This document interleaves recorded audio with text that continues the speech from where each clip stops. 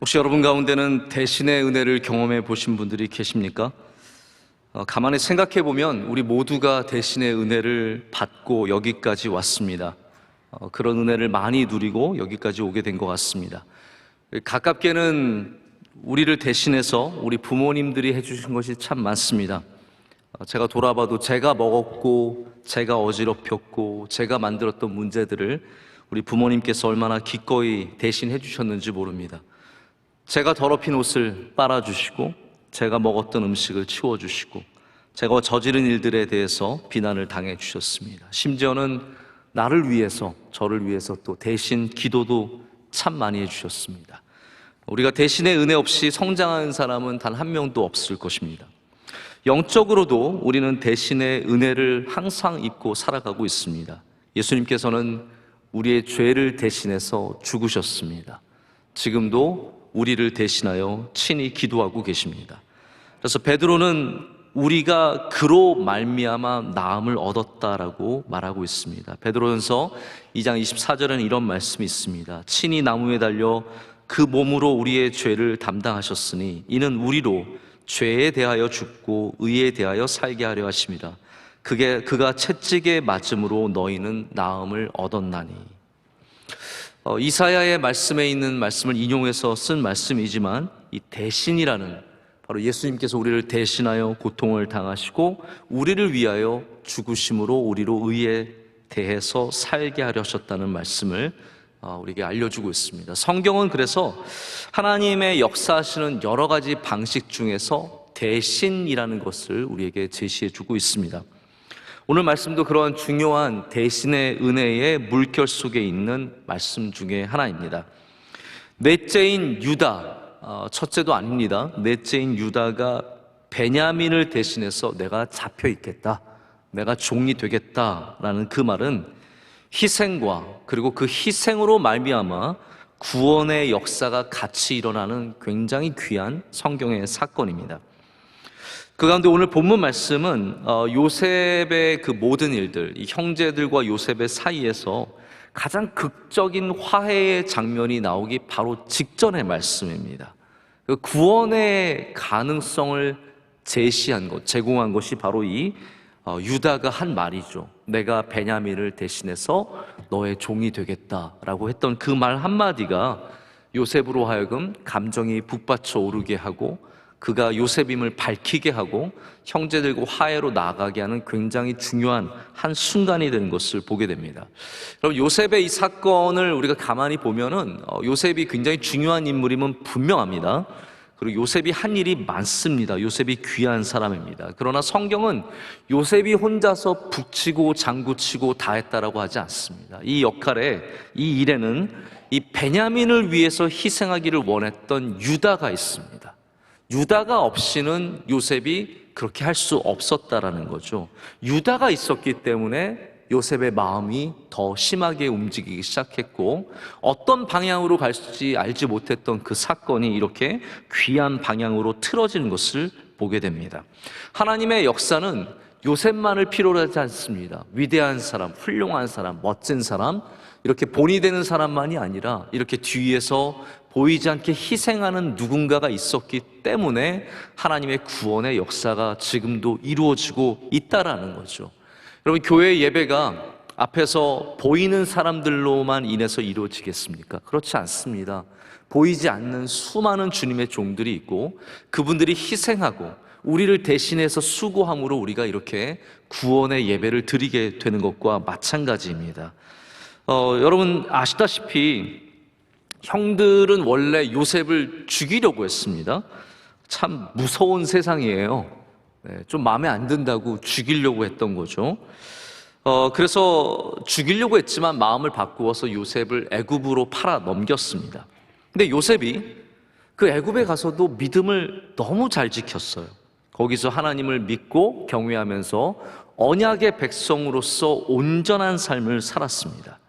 그래서 요셉은 이 땅에서, 애국과 같은 이 땅에서 예수님을 믿는 사람들이, 하나님을 경외하는 언약의 백성들이 어떻게 살아야 하는지에 대한 좋은 모델이 됩니다. 요셉은 지혜로웠습니다. 요셉은 정직했습니다. 요셉은 충성했고 요셉은 또한 오늘 사건들을 보면서 아시겠지만 사랑이 풍성했습니다. 용서할 줄 아는 사람이었습니다. 그래서 이 모든 것 속에서 요셉의 아름다움이 드러나고 있습니다. 자, 그런데 우리가 요셉과 형들의 관계를 조금 다른 시각으로 볼 필요도 있는 것 같습니다.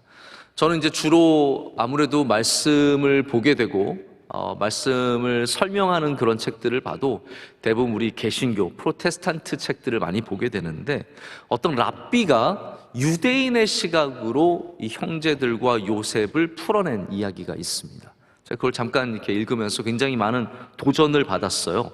이게 완벽한 유일한 해석이라고 말할 수 없지만 우리에게 조금 새로운 모습들을 보여줍니다. 이 랍비에 따르면 형들이 요셉을 미워한 것이 그냥 채색 옷 하나 예쁜 거 입고 아빠의 사랑을 받았기 때문만은 아니라는 겁니다. 우리들은 최소한 저는 그렇습니다. 저는 이 구약에 나오는 사람들을 굉장히 객관적으로 보게 되더라고요.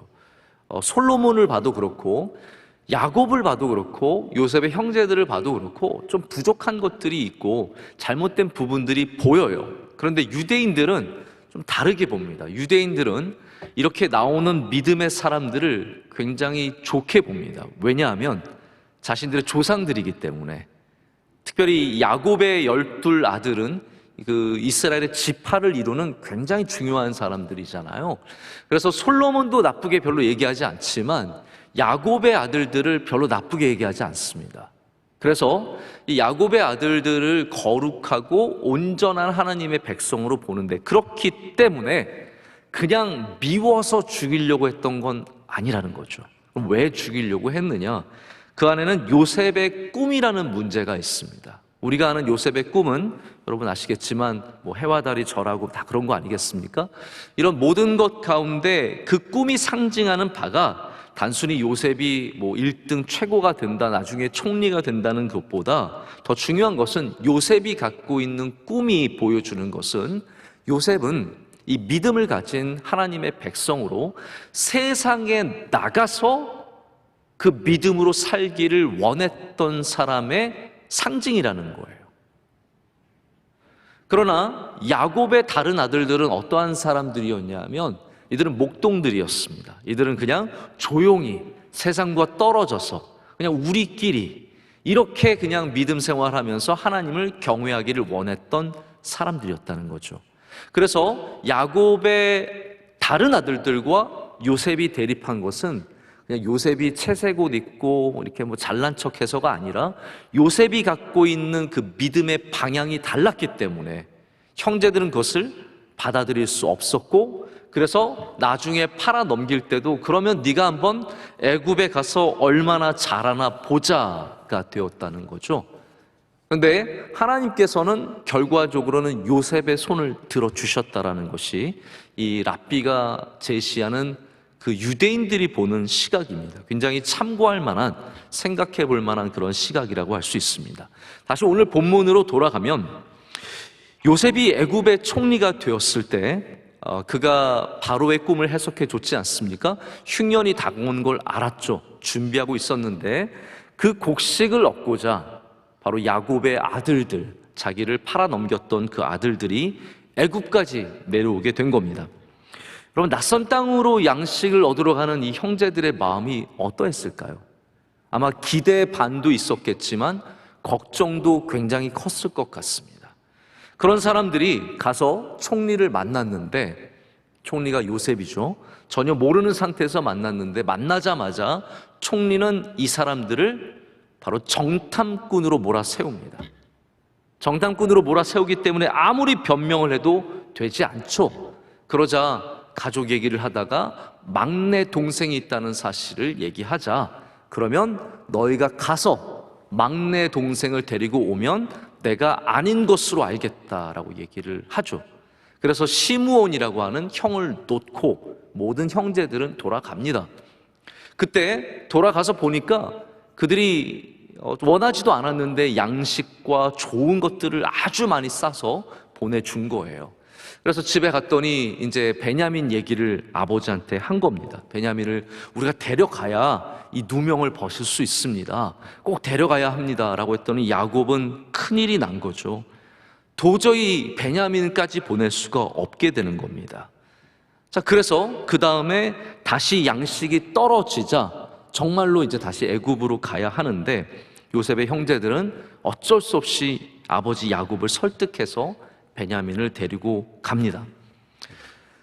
여러분 처음 들으세요, 이 이야기? 네.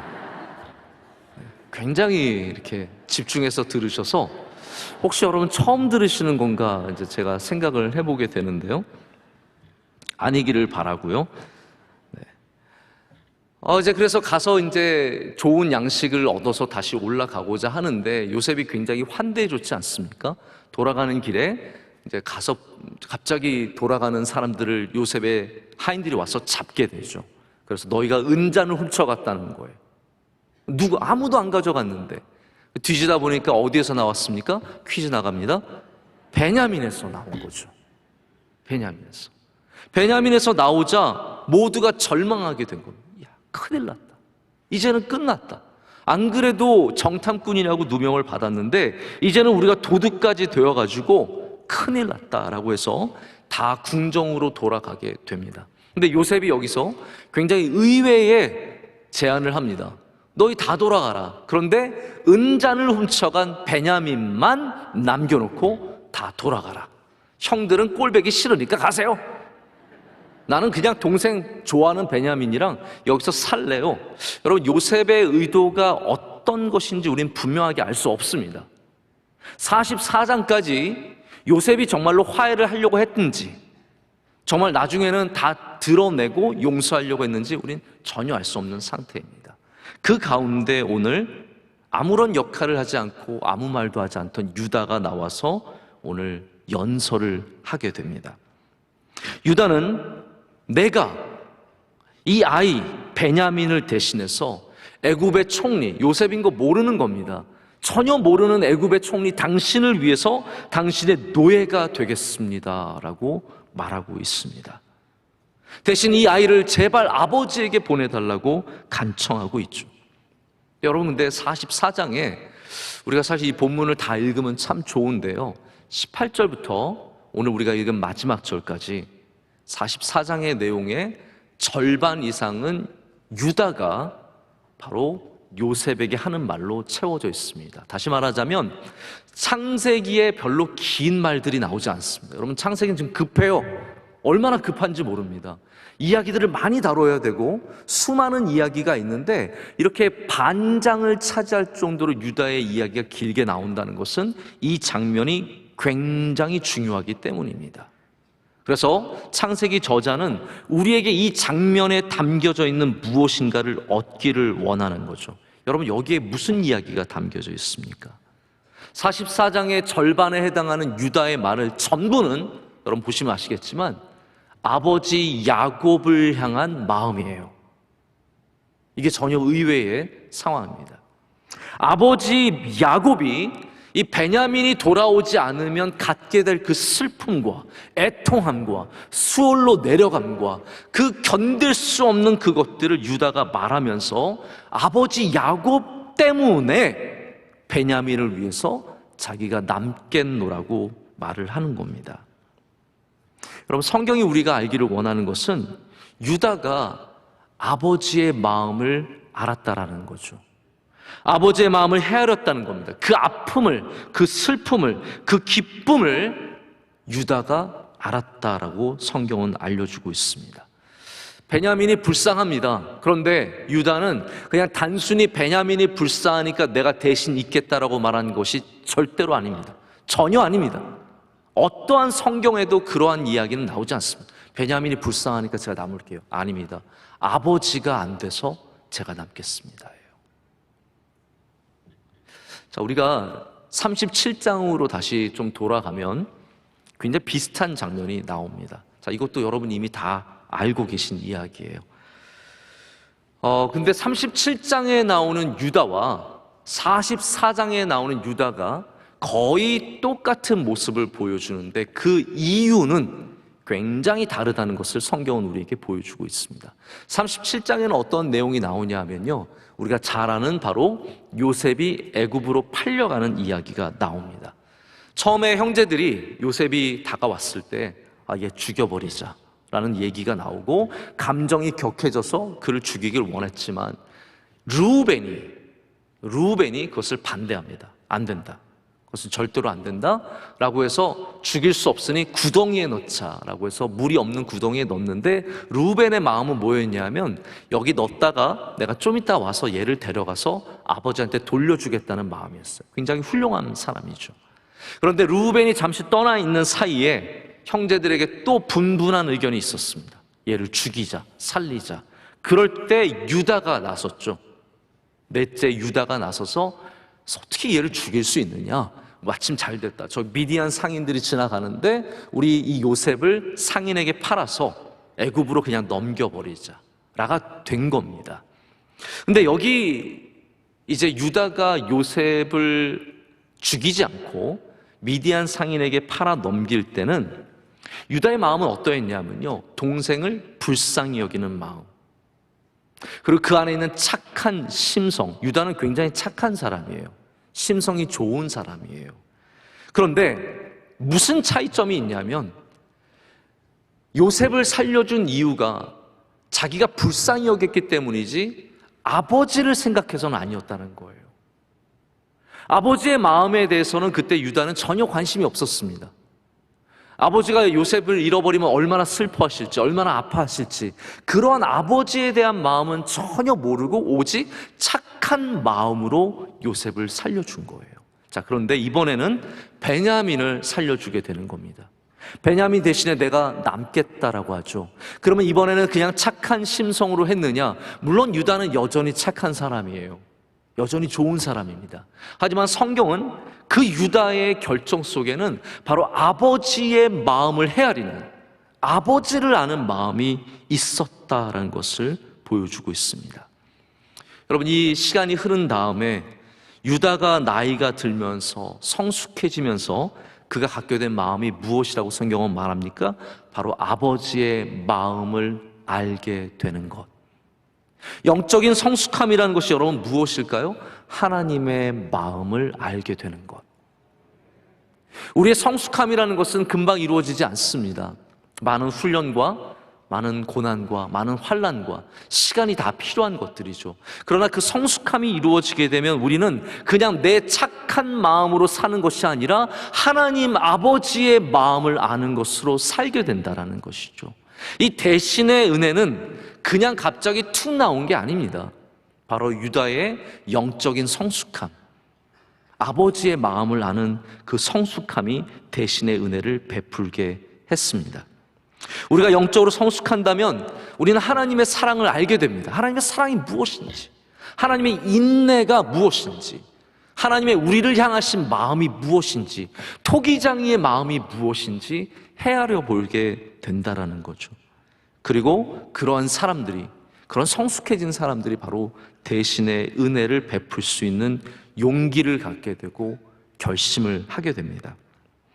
여러분, 우리가 받은 대신의 은혜들, 우리 부모님에게서 혹은 다른 분에게서 받은 대신의 은혜가 있다면 여러분, 그런 분들은 어떠한 분들이었을까요? 그렇습니다. 대부분 성숙한 분들이었습니다. 우리보다 성숙한 사람들이 우리를 위해서 베풀어준 은혜가 바로 대신의 은혜라는 거죠. 여러분, 성경에서 이 대신의 은혜는 굉장히 중요한 주제로 물길을 이루고 있습니다. 이거를 가만히 보면은 물이 창세기에서부터 흘러서 바로 복음서의 예수 그리스도의 십자가에서 정점을 이루게 되는 것을 보게 됩니다. 제가 시간 순으로 말씀을 드릴 수는 없지만 가장 첫 번째 생각이 나는 대신의 은혜의 장면은 바로 아브라함이 이삭을 바칠 때의 장면입니다. 하나님께서 아브라함에게 그가 100세에 낳은 이삭을 바치라고 했을 때 아브라함이 그 이삭을 데리고 모리아 산으로 올라가게 되죠. 근데 하나님께서 거기에서는 미리 이 이삭을 대신해서 바칠 수 있는 순양을 예비해 주셨습니다. 여호와 이레, 할렐루야. 하나님께서는 하나님의 말씀을 순종하고 따르는 자들을 위해서 항상 예비해 주십니다. 대신의 은혜를 베풀어 주시는 거죠.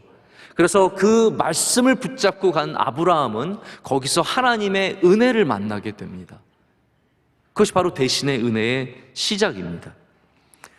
다른 많은 사건들이 있지만 출애굽기의 마지막 유월절 사건도 마찬가지입니다. 이스라엘 백성에게 모든 장자가 죽는 재앙 속에서 너희가 문설주의 양의 피를 바르면 내가 넘어가겠다. 그 대신 희생하는 것이 바로 이 물결이 쭉 이어져 가서 결국은 예수 그리스도의 십자가가 되는 겁니다. 그래서 모든 대신의 은혜 속에는 예수 그리스도의 십자가의 모델이 담겨져 있는 겁니다. 그래서 우리는 이것을 너무나 큰 은혜가 되는 것으로 받아들이게 되는 거죠. 대신의 은혜는 하나님께서 독생자 아들을 우리에게 보내시고 우리의 죄를 대신하여 지고 죽게 하심으로 우리를 용서하시고 자녀 삼아주시는 그 사건에서 이 정점을 찍게 된다는 말입니다. 근데 예수님께서 이 정점을 찍으시는 그 십자가 사건 앞에 유다와 똑같은 일을 행하십니다. 저는 이 부분이 굉장히 저에게도 감동이었어요. 유다만 아버지 야곱을 생각한 게 아니죠. 예수님도 하나님을 생각했습니다. 예수님께서 십자가 바로 전에 가신 곳이 어디였냐면 겟세마네 동산이었습니다. 거기서 예수님께서는 제자들을 멀리 두시고 혼자 가셔서 정말 사투를 벌이며 기도하셨습니다. 여러분, 초대교회 이단들은 예수님을 어떻게 봤냐면 이단들이에요. 이단들은 신이 인간의 어떤 모양새를 하고 왔는데 그건 진짜가 아니라 그렇게 보이는 정도의 모습이었고 예수님은 실제가 아니라 그냥 신이었다고 얘기를 합니다. 그런 신은 십자가에 달리는 게 전혀 부담스럽지 않았을 겁니다. 그런 신이라면 굶고 모욕받고 어려운 곳에서 잠을 자고 이런 것들이 하나도 어렵지 않았을 거예요. 그러나 예수님은, 우리가 믿는 예수님은 온전한 육신을 갖고 오신 분이십니다. 하나님의 아들이 말씀이 육신이 되어서 이 땅에 오신 것이죠. 그 예수님은 고통 하나하나를 다 느끼셨기 때문에 십자가에 이렇게 폼으로 달리신 것이 아니었다는 거예요. 그의 살 사이로 뚫고 들어오는 못을 다 느끼셨고 그 피가 빠져나가는 그 고통을 느끼셨고 창이 들어오는 아픔을 다 느끼셨던 예수님이기 때문에 십자가의 사건은 여러분 절대로 쉽게 볼 사건이 아닙니다. 그 십자가를 앞두신 예수님께서 기도하실 때 결국은 어떤 일이 일어납니까? 하나님의 마음을 알게 되는 것. 그렇기 때문에 내가 피하고 싶은 잔이지만 그 잔을 결국 받게 되시는 이유가 왜 그랬냐면 그냥 착한 심성이 아니라는 거죠. 그냥 좋은 마음이 아니라는 겁니다. 아버지의 마음을 아셨기 때문에 우리를 위해서 대신 죽으셨다라는 거예요. 이게 유다가 보여주는 예수 그리스도의 모델의 모습입니다. 대신의 은혜 속엔 이렇게 아버지의 마음을 아는 것이 너무나 중요하게 자리를 잡고 있습니다. 여러분, 오늘 사건은 어떻게 이어질까요? 이것이 복이 되잖아요. 대신의 은혜는 우리에게 전환점을 줍니다. 이게 복이 되는 사건이 되는 거예요. 그래서 유다가 베냐민을 대신해서 잡혀 있기로 했을 때 그것이 그들에게 복이 되었습니다. 할렐루야. 복이 되었습니다. 예수님께서 우리를 위해 죽으셨을 때 그것이 우리에게 복이 되었습니다.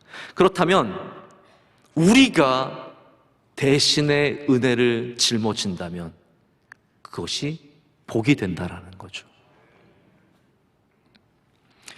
세상의 복은 좋은 것을 얻는 것이 복인 것 같습니다. 좋은 대학교에 합격하고 좋은 직장에 가고 좋은 배우자를 만나서 잘 나가는 사람을 만나서 결혼하는 거 큰 복이죠.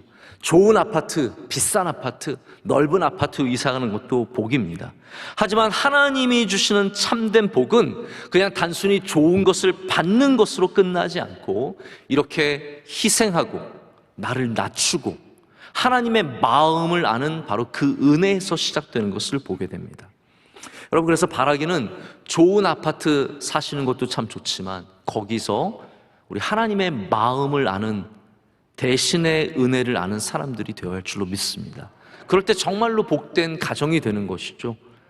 교회가 그냥 넓은 곳에 위치를 하고 있고 좋은 사람들 많이 나오고 그것도 복입니다. 그러나 우리 교회가 하나님의 마음을 알아야, 대신의 은혜를 짊어질 줄 알아야 진짜 복이 여기에 있다라는 겁니다. 여러분, 잘 되는 부서는 어떠한 부서일까요? 그냥 특출난 리더가 막 끌고 가는 그러한 부서는 잘 되는 부서일까요? 아마 겉으로 보기에는 잘 모이고 사람들 많고 그러면 잘 되는 부서처럼 보일 수 있을 겁니다. 그러나 우리가 정말로 복된 부서, 복된 기관, 하나님이 기뻐하시는 곳이 되기 위해서는 하나님의 마음을 알고 서로 대신 짐을 져주고 서로 축복하는 곳이 되어야 합니다. 그럴 때 비로소 거기에서 복이 있는 은혜를 얻게 된다는 것이죠. 제가 아까 말씀드렸지만 우리는 이 상황이 어떠한 방향으로 갈지 전혀 예측할 수 없는 상황에 지금 있습니다. 근데 요셉은 전환점을 찾고 있었어요. 내가 언제 정체를 드러내야 할까? 고민을 하고 있는 거예요, 지금. 이거를 드러내야 할까? 아니면 말아야 할까? 용서해야 할까? 그냥 보내야 할까? 한 번 더 보냈다가 또 오게 할까? 뭐 여러 가지 생각이 있었을 거 아니에요? 그런 가운데 하나님께서 아주 큰 전환점, 좋은 기회를 주시게 됩니다. 그것이 바로 이렇게 형들 중에 한 명인 유다가 내가 베냐민을 위해서 남겠다. 제 생각에는 요셉이 그거를 예상하지 못했을 것 같아요. 여러분은 예상하셨을 것 같아요. 유다 형이 남을까? 루벤이 남을까? 누가 남을까? 예상이 되십니까? 예상을 못했을 거예요. 예상을 못했는데 유다가 내가 베냐민을 대신해서 남겠다라고 했을 때 요셉의 감정이 북받쳐오는 겁니다. 그래서 45장 처음은 어떤 장면이냐면요, 이 유다의 말이 끝나고 요셉이 이 차오르는 이 감정을 견디지 못해서 다 신하들과 사람들을 물리고 그 형들 앞에서 대성통곡을 합니다. 그 소리가 바로의 궁전까지 들릴 정도로 큰 소리로 울면서 형들을 맞이하게 됐는데 이게 왜 그랬냐라는 거예요. 제가 아까 말씀드린 이거 혼자 요셉 혼자서 잘난 거 아니라니까요. 요셉 혼자서 북치고 장구치는 게 아니라 바로 유다가 내가 베냐민을 대신해서 남을게 라는 말에 이게 요셉의 마음을 건드린 거예요. 요셉이 더 이상 감당할 수가 없어서 그 형의 변한 모습에 자기의 마음을 완전히 내려놓고 울면서 형들과 화해하는 장면으로 나아가게 됩니다. 할렐루야. 대신의 은혜는 이렇게 구원의 역사를 이루는 힘을 갖고 있습니다. 우리가 누군가가 희생할 때 하나님은 그 희생을 통해서 놀라운 열매를 맺게 하시는 거예요. 우리가 전혀 예상하지 못했던, 언제 맺혀질지 몰랐던 그런 것들이 하나님은 이렇게 대신의 은혜를 짊어지는 사람을 통해서 우리 가운데 허락해 주신다라는 겁니다. 여러분, 누가 이런 일을 감당할 수 있겠습니까? 다시 말씀드리지만 37장의 유다가 아니라 44장의 유다입니다. 바로 하나님의 마음을 아는, 하나님의 슬픔과 하나님의 기쁨과 하나님의 모든 그 마음을 헤아렸던 유다가 그것을 하게 하는 것이고, 오늘 이 땅을 살아가는 우리에게도 우리가 하나님의 마음을 헤아려 알 때 하나님의 슬픔을 알고 하나님이 무엇을 기뻐하시는지 알고, 우리가 하나님이 우리가 왜 예배, 여러분 왜 예배 드릴까요? 뭐 이게 다 안식일을 지켜라 이런 것도 있죠. 제가 언젠가 안식일에 대해서 한번 쭉 말씀을 드리려고 아직도 계속 준비하고 있는데요, 저도 이제 기대를 하거든요. 안식일 귀합니다. 그런데 우리가 예배를 드리는 그 중심 가운데는 하나님이 이것을 기뻐하시기 때문에 하나님의 마음을 헤아리는 자세가 있거든요. 거기에 바로 구원의 역사가 일어나고 그 하나님의 기쁨을 위해서 나온 여러분에게 하나님께서 은혜를 베풀어 주신다라는 거예요. 내가 그냥 복받기 위해서가 아니라 하나님이 이걸 기뻐하시기 때문에, 내가 그냥 믿음이 좋아서가 아니라 하나님이 이것을 즐거워하시기 때문에, 그것이 바로 유다의 모습이고 우리 이 세상을 살아가는 믿음 있는 사람들이 가져야 하는 모습입니다. 오늘도 여러분의 삶 속에 대신의 은혜가 넘쳐나시기를 축복합니다. 우리는 대체할 수 있는, 대신할 수 있는 것들이 많은 시대를 살아가고 있습니다. 사실 저는 오늘 말씀을 준비할 때 이 부분에 대해서 제가 좀 중점을 두고 말씀을 드리려고 시작을 했어요. 그런데 제가 요셉과 야곱, 이 유다의 이야기를 보면서 정말 이 이야기 안에 너무 깊은 것들이 많이 들어있어서 이제 그 이야기를 하다가 이제 다 시간이 지나갔는데, 여긴 좀 짧게 말씀을 드리고 말씀을 맺으려고 합니다. 모든 것들은 이제 대체가 가능하고 대신할 수 있는 것들이 늘어나고 있습니다. 예전에는 관절이 안 좋으면 끝이었는데 이제는 관절 수술을 많이 하십니다. 인공관절로 바꿔서 건강하게 사시는 분들이 많고, 심장도 인공심장이 있고, 별게 다 이제 생기고 있고, 앞으로는 더 많이 생길 거예요. 여러분 좋으시겠습니다. 아프면 바꾸면 돼요. 이제는 아내가 아프면 바꾸면, 그런 건 안 되겠지만 내 몸에 아픈 게 있으면 바꾸면 되는 참 좋은 세상을 만났습니다. 소나 양이나 가축들이 많아질수록 생태계는 굉장히 건강해지지 않습니다. 이들이 만들어낸 메탄가스, 이들을 키우면서 들어가는 수많은 것들이 사실은 우리 지구를 점점 어렵게 만드는 것이 사실이거든요. 그래서 요즘에 대체육이라고 하는, 고기를 아닌 것으로 고기 맛을 내게 하는 그러한 기술들이 발달하고 있습니다. Impossible Food예요. 이름 자체가 불가능한 음식. Impossible Food라고 하는 회사는 콩으로, 우리 원래 콩으로 고기 맛을 좀 내긴 하는데 진짜 고기처럼 만들어서 햄버거를 만들어서 팔았는데 진짜 고기 맛 같대요. 저는 별로 먹어보고 싶진 않은데 정말 고기 맛 같아서 그거로 햄버거를 먹는 사람이 있다고 합니다. 음식만이 아니라 우리가 살아가는 모든 분야에서 대신하는 것들이 많이 있습니다. 그런데 이 시대의 대신의 문제는, 핵심은 이겁니다. 이 시대의 대신의 문제는 희생의 대신이 아니라 편리의 대신이라는 거죠. 대신하는 모든 것들은 편리를 위해서 대신하는 것이지, 이렇게 성경에 나오는 것처럼 희생하기 위해서 대신하는 모습은 별로 없습니다. 영적인 일에도 마찬가지입니다. 제가 엄격하게, 아주 기술적으로 테크니컬하게 말하자면 온라인 예배는 온전한 예배가 될 수 있습니다. 그래서 저는 지금 유튜브로 예배 드리시는 분들 가운데도 온전한 예배를 드리시는 분들 분명히 많이 계시다고 생각을 해요. 마치 현장 예배를 드려도 온전하게 예배를 드리지 못하는 분도 계시잖아요. 마찬가지로 온라인 예배도 온전한 예배를 드리시는 분과 그렇지 않은 분으로 나눠질 수 있는데, 다만 문제는 온라인 예배는 그렇게 온전하지 않은 방향으로 나갈 가능성이 굉장히 높다라는 거예요. 아마 온라인 예배를 드려보신 분들은 속으로는 동의하실 거예요. 겉으로는 똑같다고 말해도 속으로는 어쩔 수 없이 다 동의하시는 마음이 있을 겁니다. 그래서 온라인 예배가 온전한 예배가 되기 위해서는 이겁니다. 편리한 예배가 아니라 진정으로 드린 예배가 되어야 합니다. 다시 말씀드리자면, 내가 이게 더 편하기 때문에 온라인 예배를 드리겠다라는 것은, 그것은 희생의 대신이 아닙니다. 그것은 편리함의 대신입니다. 우리가 신앙에서 바라는 것은 오직 편리함으로 가는 방향이 아니라, 다시 말씀드리지만 하나님이 기뻐하시는 방향으로 가는 것, 그것이 우리가 가져야 하는 대신의 마음인데, 지금 세상은 점점 편리한 대신만 강조되고 있다는 것이 참 안타까운 마음입니다. 제가 말씀을 맺겠습니다. 그 아이를 대신하여 종이 되겠다고 나선 유다는 나중에 예수 그리스도께서 태어나시는 지파가 되죠. 그래서 그 유다 지파를 통해서 대신의 은혜가 완전한 정점을 찍는 것을 성경은 보여줍니다. 바로 그 은혜가 흘러가는 겁니다. 여러분, 우리 교회가 유다 지파가 되기를 원합니다.